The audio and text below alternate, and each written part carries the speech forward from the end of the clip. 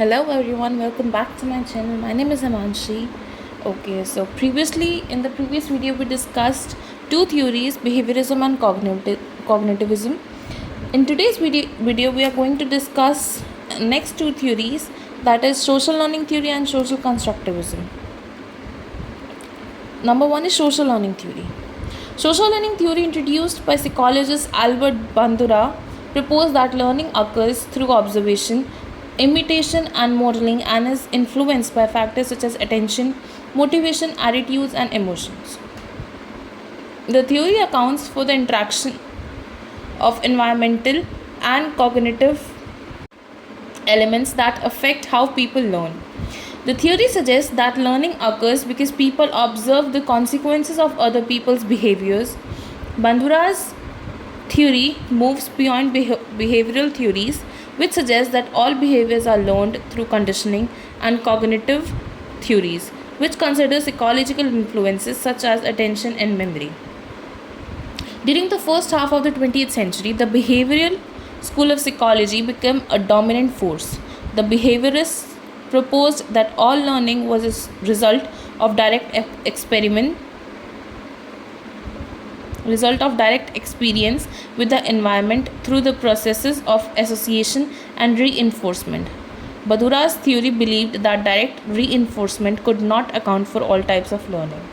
For example, children and adults often exhibit learning for things with which they have no direct experience.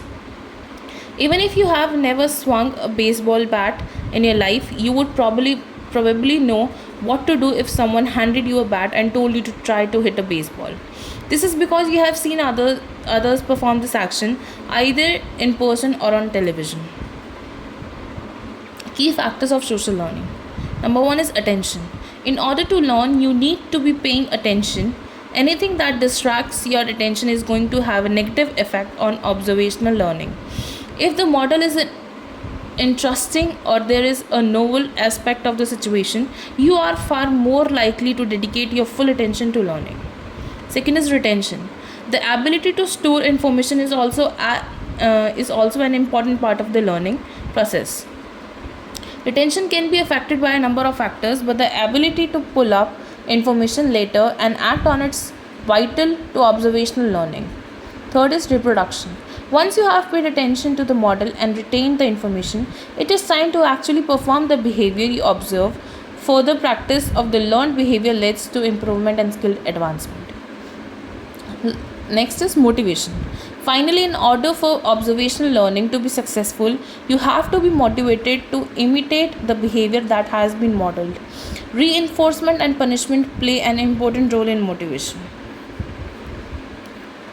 Now, the real world application of social learning theory. Social learning theory can have a number of real world applications. For example, it can be used to help researchers understand how aggression and violence might be transmitted through observational learning. By studying media violence, researchers can gain a better understanding of the factor that might lead children to act out the aggressive actions they see portrayed on television and in movies. But social learning can also be utilized to teach people positive behaviors. Researchers can use social learning theory to investigate and understand ways that positive role models can be used to encourage desirable behaviors and to facilitate social change. Bandura identified three basic models of observational learning.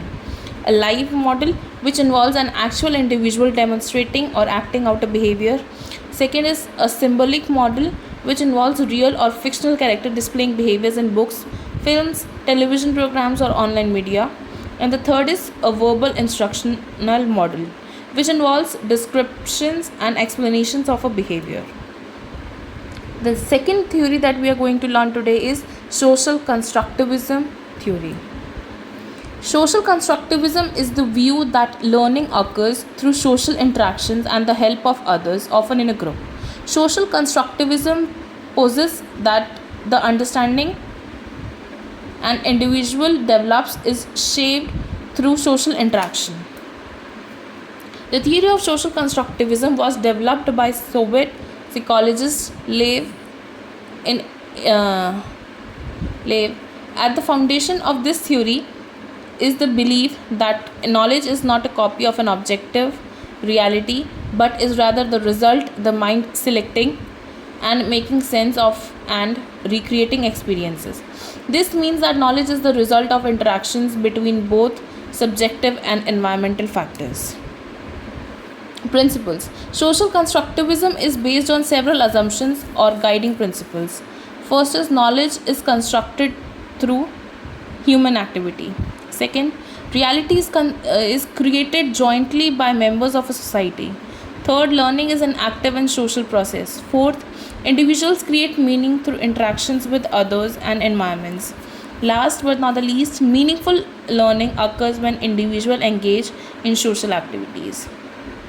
An important concept used along with these guiding principles is the zone of proximal development.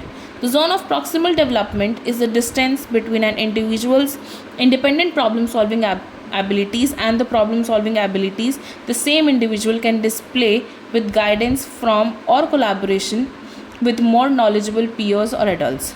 Proximal refers to skills and knowledge the learner is close to acquiring and needs assistance in acquiring. Benefits. When implemented well, a social constructivist approach to teaching and learning can bring about several benefits, like learners are pushed to clarify and organize their ideas when they explain them to others.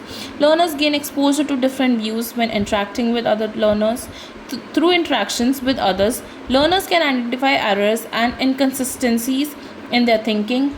Learners are encouraged to ask questions, develop hypotheses, and draw inferences from information and experiences. Learners collaboratively reach conclusions or solutions through distributed cognition. Learners can develop deeper understanding. Learners can reach higher levels of creativity. Learners can gain skills needed for independent problem solving in the future, and they can improve their metacognitive skills. Thank you everyone for watching today's video. Next theories we are going to discuss in the upcoming videos. Please don't forget to like, share and subscribe my channel.